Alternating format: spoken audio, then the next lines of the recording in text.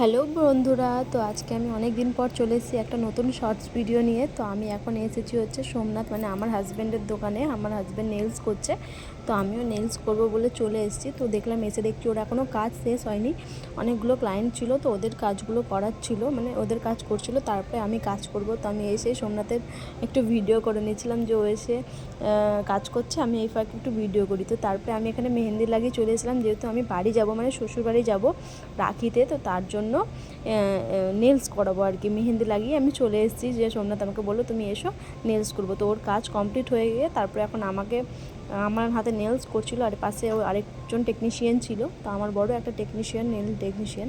আর এখানে আমি একটু ভিডিও করলাম, যে অনেক দিন আমার ব্লগ আসে না, আমার শরীরটা সেরকম একটা ভালো নেই জানো তো, তার জন্য আমি ভিডিও করতে পারি না। তো এখানে সোমনাথ আমার নেলস করছিল, আর আমি বসে বসে ওকে বললাম যে কী কী করবো, যেহেতু রাত্রে ট্রেনে বেরোতে হবে।